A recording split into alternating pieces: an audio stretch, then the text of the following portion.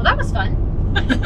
It's not fun. I don't know if you just said this or not, but of all places to have the only time in 10,000 or so miles to have the door latch come wide open was when we were in a divided highway under construction where it was one lane with barriers on both sides, but that's fine. It's fine. It's totally fine.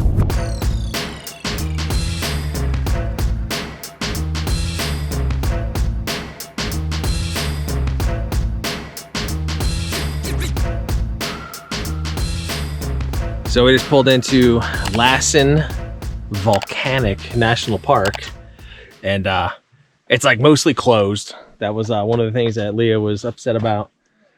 We didn't realize that there would still be like 6 to 7 feet of snow across most of the park, and that the full roads that go through the park, they don't even open until like May. I think May, the end of May. It's April 19th today, so we're about a month away from that happening. But there is portions of the road we're actually gonna hike up and see one of the things. But man, are you like, check out this view, dude. Just gorgeous out here. And Alex, come stand next to the snow so you can see like there's probably like 5 feet of snow or air. Yeah. That's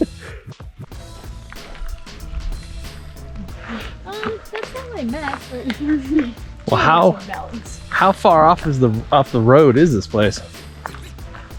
Region? Okay. I was on the map. It said right here. Oh. There you have it, folks. There you have it.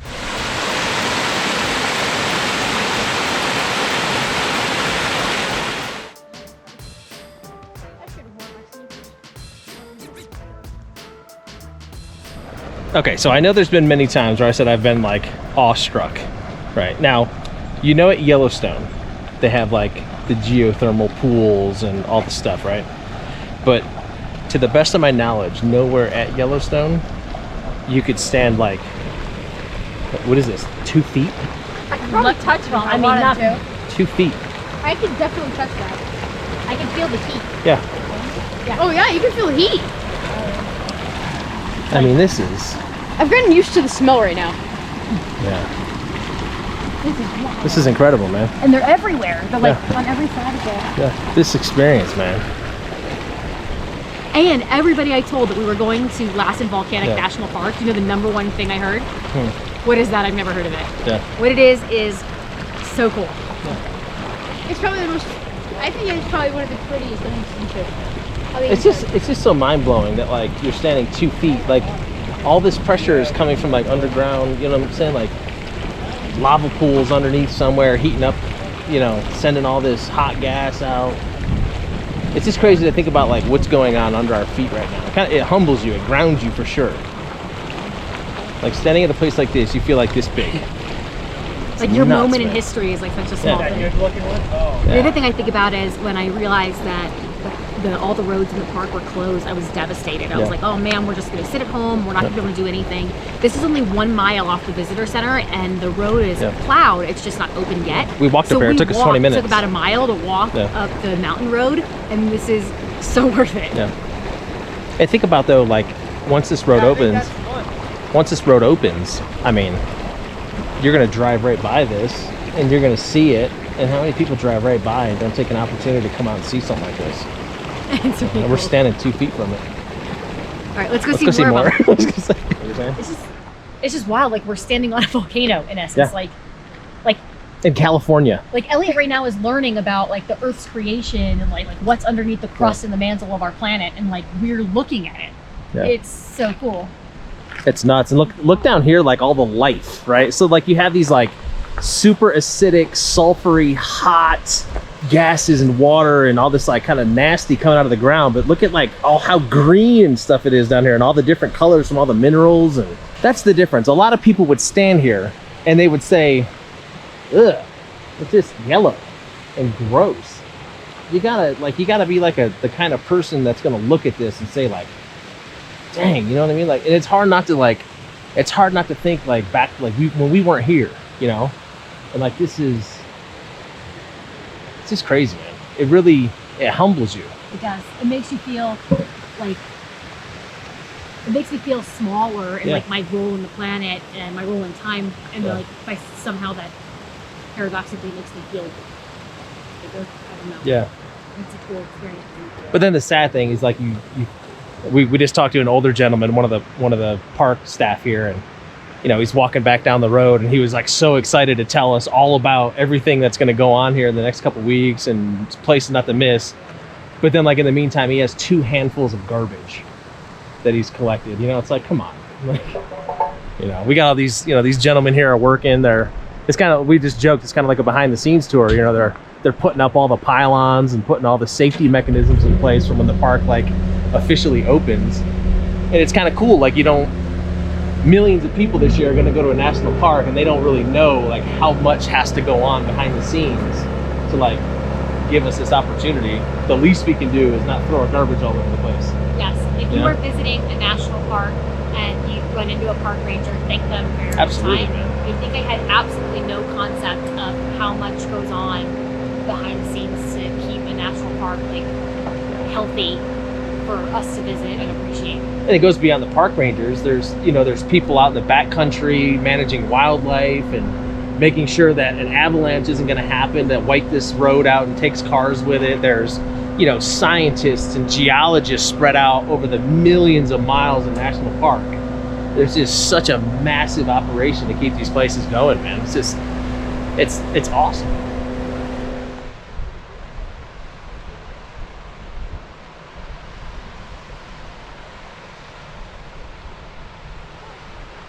They said snowpack was like up to 6.5 feet tall, So so it's about 6 feet here. about 6 feet, yeah. Okay, so it's about 5 feet and a couple inches.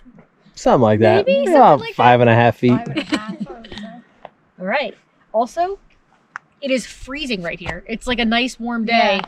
Standing here is very cold. This is Wait. nice. I think it's the snow. You're telling me that standing next to the 6-foot snowbank is chilly? Who knew? What? You gotta teach me these things. You learn all kind of stuff in national parks. Homeschool You're the right New here. Yorker. You're the New Yorker. You have to teach me these things. Yeah. I'm from Florida. Yeah, snow's cold. Yeah. Okay. Yeah, Now you Noted. know. I'm gonna make a note. yeah, got it. So we're walking down the mountain, and the park ranger told us that there is a possibility that things will be open in a week. And I said, well, we're leaving Saturday. And he said, it's possible it's open on Saturday. So now it's kind of scary because now I'm really hopeful that the rest of the stuff will be open. We're also planning tomorrow, we're running errands all day long. And it's kind of funny, we're laughing that I am like biting my fingernails, hopeful, excited about the possibility of going to see the rest of Lassen Volcanic National Park. And Colby's excitement is equal about the possibility of getting fast food tomorrow. She's so excited for the opportunity. Momentous occasion. I am the holdout going, well, I don't know. Everybody else is like, no, I mean, You gotta eat. Remember that fountain coke though? and they're wearing me down with the promise of a McDonald's fountain Diet Coke, which is like kryptonite. I don't have the power. Just give in. It's easier. All right, I think I just gave in. Gavin. Woohoo! All right, so we're hanging out in front of Rite Aid because today it's finally our turn. We're getting our COVID vaccine today. Shot 1 today. So we have been talking since we got to California about this square ice cream Yeah. at Thrifty, at Rite Aid, Mm-hmm. and have not had an opportunity to sample it. But I thought in exchange for the terrible pain of the vaccine, All the stress that came along with it. terrible, that it was only appropriate that we celebrate with Some square ice cream. some square ice cream. What do you guys think? It's a square. Does it taste square? No, You- it tastes more like cylinder. Your chin likes it too. You got a little salt right It's here. fine. I'm not gonna get anybody mid-chew, so I'm aiming it at me. So you notice the quiet that has fallen over the car. And this is not since we've been full timing. When the pandemic hit and everything shut down, like we stopped going out for everything. Fast food. We went months with like no fast food and stuff, and we haven't had fast food since probably Buckeye. February. Yeah, since we were in Buckeye, Arizona, we got like In-N-Out Burger one night or something like that. But we were in town shopping, and the kids wanted McDonald's. So we got McDonald's. Hey, we got a little tartar sauce right here. I was saving it for later. I'll Photoshop it out of the video. Look what I can do. Yeah. But wait, okay. In my defense, our car stash of napkins was almost empty. Every mom has like a huge car stash of napkins. Yeah. It was starting to get low, so we really had no choice. That's the only reason we really went to McDonald's today. Right, exactly. So replenish our. It's either, you ever notice with McDonald's, it's feast or famine. You either get no napkins, or like for the 4 of us, they give us like a napkin, 30. or you get like an entire package of napkins. So what do you think? Where's your burger? What's your burger go? I will say that Elliot had taken only like 2 bites of his burger, and he was like, "My stomach already hurts from the grease." So it's the little things, you know. Is McDonald's like the best burger on planet Earth? No. But when you haven't had McDonald's, and probably. But the Fountain Coke, is the Fountain Coke the best on Earth? The answer is yes. Yeah, Fountain Coke is where to go. Yes. You need a Fountain Coke. You're lucky I only ordered 1. just being totally transparent. It took self-control. Like, is there anything bigger than large? You guys have any like buckets in there you're not using? Yeah. Oh, I should ask for an extra straw so I can just like a walrus. Like 3 of them lined up with the straws all joined together. I'm so excited. I haven't drank it yet because I want to like savor every single sip. As you should. All right, so we're gonna go enjoy our disgusting McDonald's lunch.